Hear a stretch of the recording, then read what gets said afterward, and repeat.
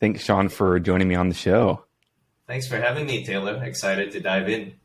Let's do it. Sweet. So Shawn and I met probably under a year ago, and he's a VP of partnerships at Flip. And I was picking his brain around partnerships, and I thought, especially in the way the world is going with everyone focusing on go-to-market efficiency, I thought, let's start off the show with talking about partnerships and strategic partnerships. So Shawn, kind of run through with me, how do you define strategic partnerships? So no one has ever heard of that term before, especially in the B2B world. Let's talk about that. Sure, Taylor. Well, let's ladder up what a partnership is, and then strategic partnerships, and a buzzy word that has gone around in our times, ecosystem. What do these three terms mean? Partnership, in a simple way to think about it, is a mutually beneficial relationship between two parties. They want to invest and nurture in the relationship. So in the B2B space, or even in the e-commerce space that I operate in, two technology providers, they want data to flow, they want to share customers or opportunities, they form a partnership. When you then go on to a strategic partnership, this is a relationship that has the potential to expand the business beyond its four walls and help them potentially grow a new revenue stream, discover a new way to market or to grow with market, or even at some point result in some strategic outcomes.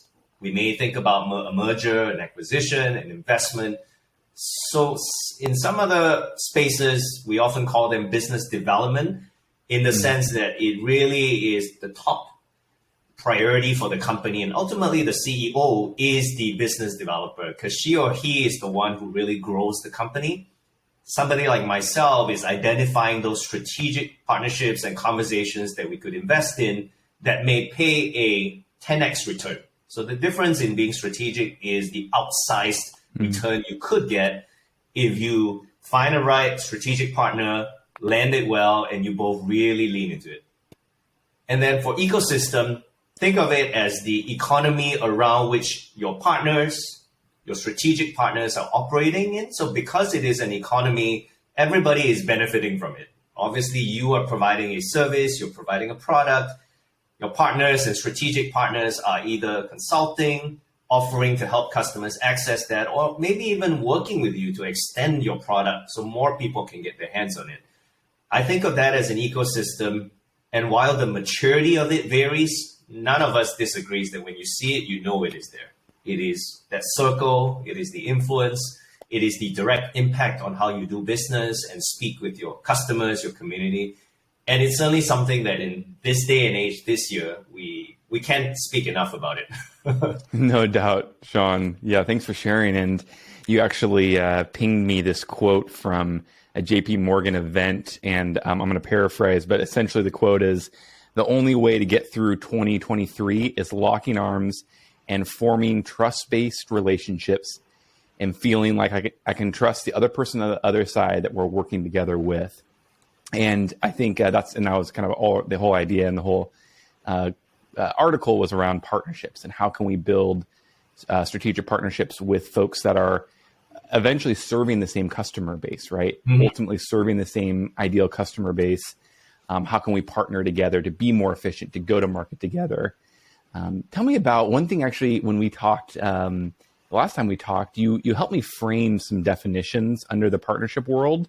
Yeah. And the definitions are, so kind of going into the partnership world of there's co-marketing, co-selling, and I really love the co-inventing. Tell me more about those definitions and what those mean. Yeah, absolutely. So obviously for the marketers in our midst, you are super familiar with your brand story, telling your brand story, or a marketing campaign and the various tactics that are involved.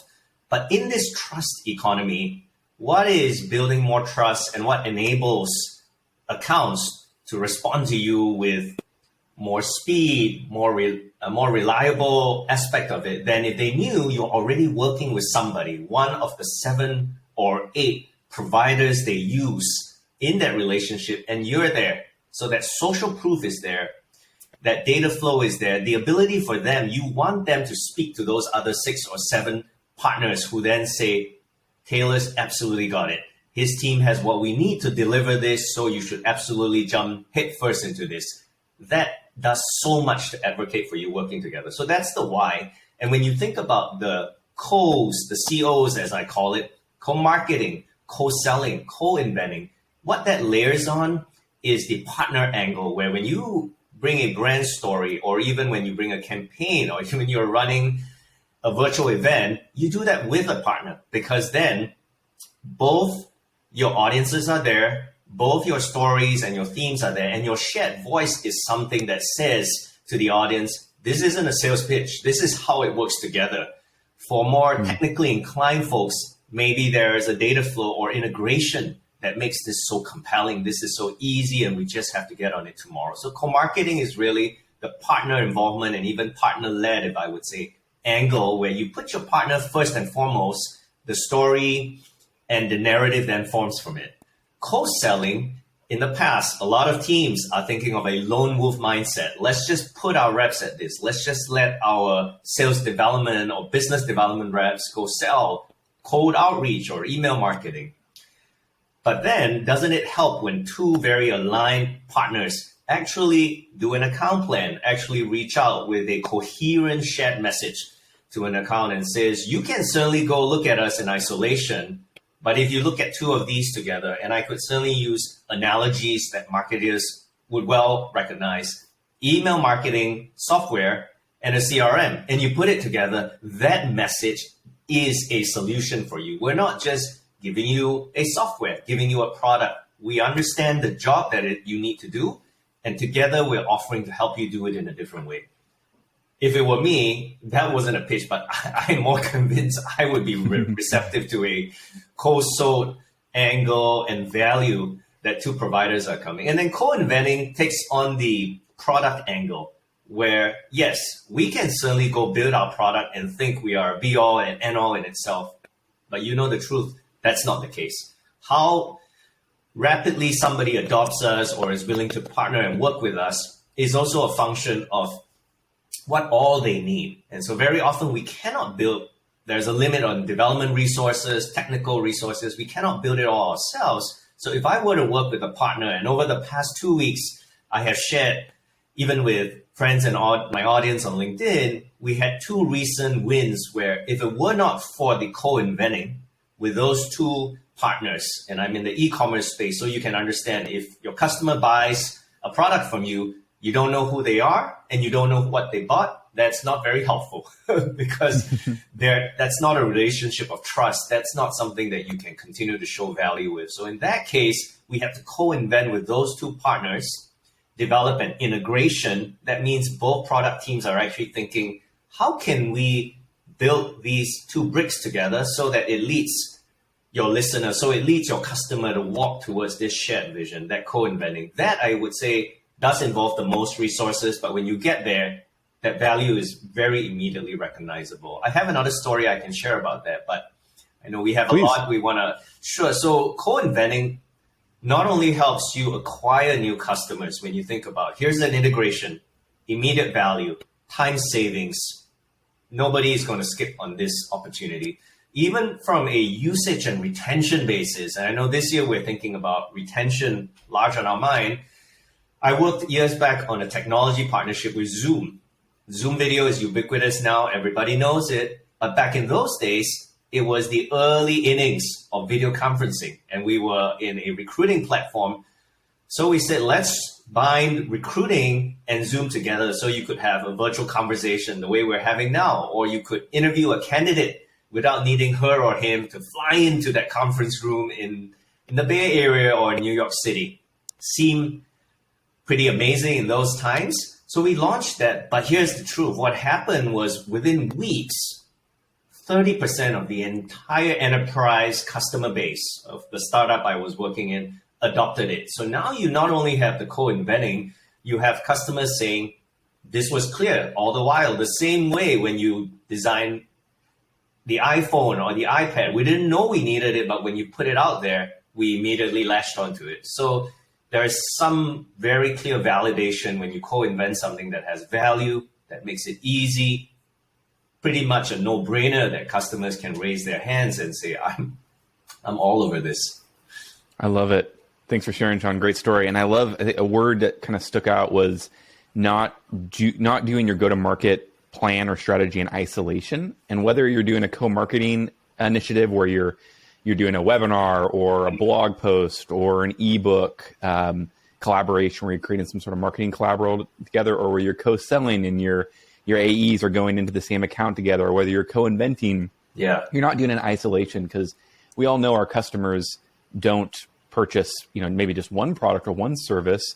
It's, they have a whole, whether a tech stack or, a whole myriad of different solutions they're looking at. And so I think it's actually the best customer experience is when you're looking at, hey, how does my product fit into the rest of our customers' ecosystem of products, right? And then now leveraging that of like understanding. I'd love to hear from you as well as, and this actually wasn't on our list of agenda questions, but I just thought of it of, you mentioned things like, working with the product teams or working with sales. It seems to me that product partnerships, or partnerships in general, rely heavily on the entire organization being behind it.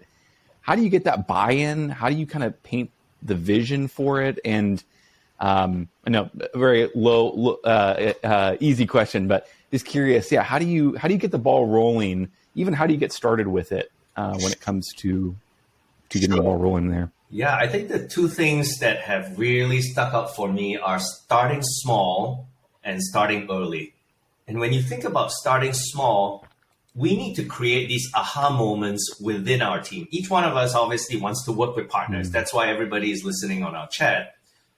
But we need to have everybody internally in our immediate team. It's like an atomic unit within our wider team within the company actually see that have that light bulb moment that, if we work with a partner, that's going to make our story believable. That's going to make our story and our product more accessible. That is absolutely the way to build trust without seeming like we're cold pitching an account. So it starts small, whereby if there are stories, if you're coming into a net new situation, you have to socialize those stories within your team. Here's how I've worked with partners in the past. It's not perfect, but it really extends our reach. It extends our ability to tell our brand story. It extends our ability to, I love what you were saying earlier, live in market. If I don't understand the group of tools and solutions that our audience uses, how can I speak with them with any credibility? I have to live in that ecosystem they live in. So that's the starting point. So sharing those stories, and then when you have that first win, to share it and say, this is how we are winning internally, and therefore we are winning with our partners. So starting small. Now, starting early, this may be a hot take or a controversial aspect. I've heard views that say, you should not start your partner program when you're too early. You should do it when you're later, when you have your product market fit, when you have your business plans all defined. So I put an alternative view out there. I think if you don't start now, then when?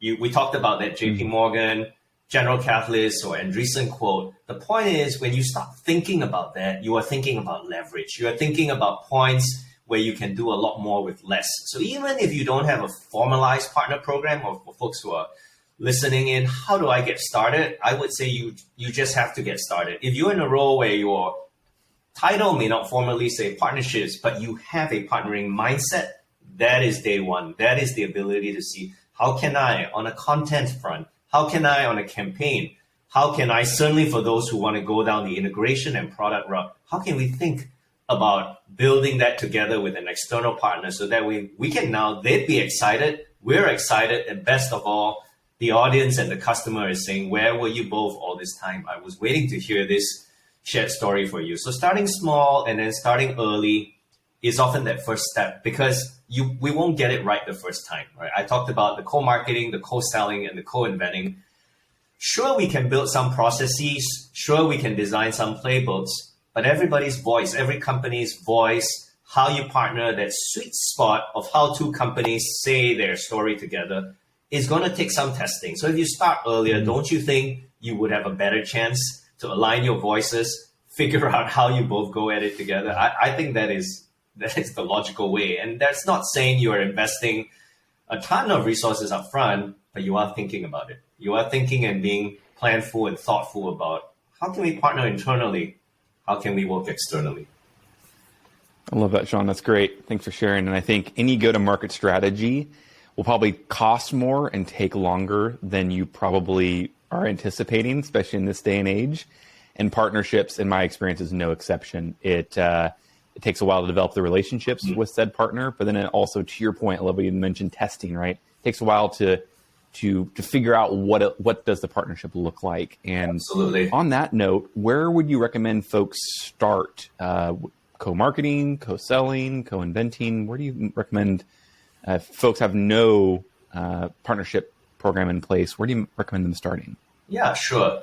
So I think there's one starting point, and then there are two approaches or two directions that folks can go. The starting point is really to look where your customer lives, or your customer, or some think of it as the broader community with a capital C. Some prospects are there. So look where your customers live. What are their must-have solutions? So if you level it up, what are the jobs that your customer or account is trying to do? And as a result of that, what are the 3 to 4? That doesn't seem too many. You can increase it 5 to 7 tools and solutions that they have to use. So these are tools and solutions that they would use in conjunction with your product, either before, at the same time, or after. And so those are probably good candidates for you to start thinking about partnerships. And there are two things when I reflect on my journey with partnerships.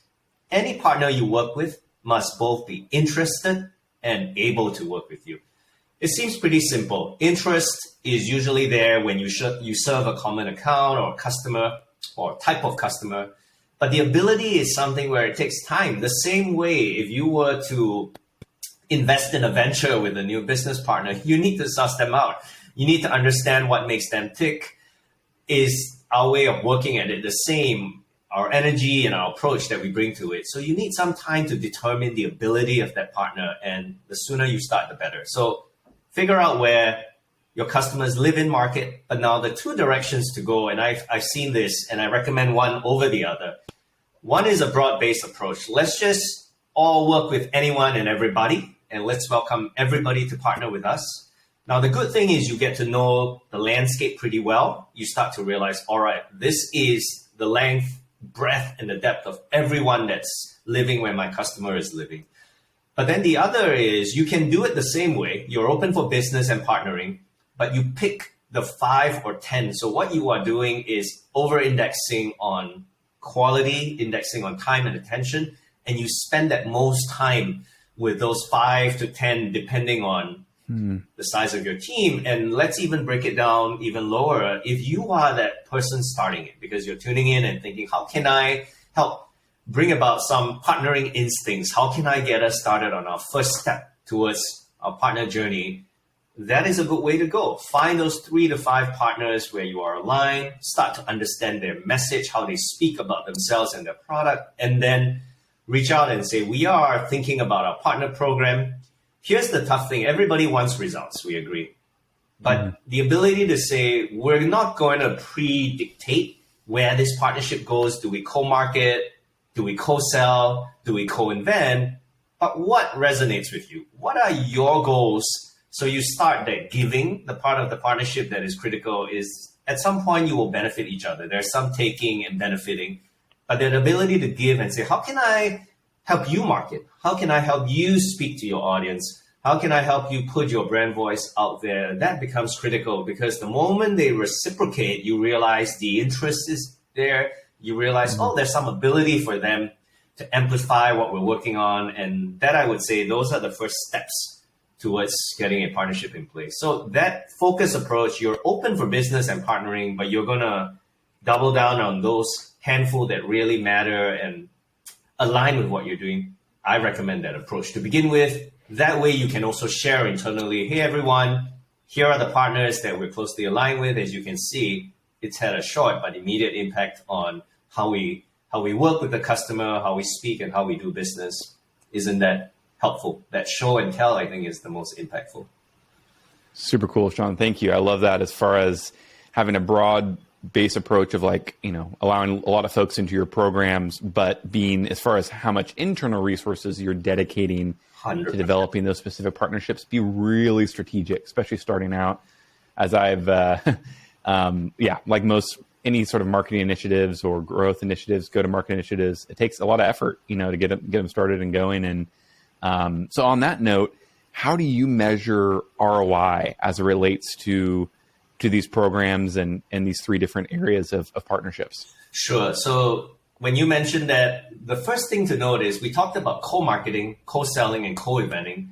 And implied in those three co-activities or partner-led activities is the fact that your internal team, your marketing team, your sales team, or your product team is bought in or willing to extend that olive branch and say, yeah, let's just go march forward together with this partner. So I want to emphasize that understanding what your internal teams are aligned to. Is marketing looking for sales qualified leads, or certainly marketing qualified leads in the top of the funnel? Is sales looking for opportunities, enterprise conversations? Is your product team looking for automation? Are they looking for those metrics? You have to keep that in mind. So it's not your own metrics. Hey, I have the whole partner land laid out, and those are the 3 milestones. Your internal partner team that helps you work on the codes is critical, because if your marketing team is bought in as being a marketing leader yourself, there's going to be so much you can do in partnership with marketing, in concert with your partner. Now, to your point about ROIs, the more quantitative, the better, because it becomes really transparent that you're trying to, in your own way, carry the quota, if you think about it. And I know that will spawn a longer discussion. So if I say, as a partner program, I can't tell for the first quarter, I'm just getting it off the ground.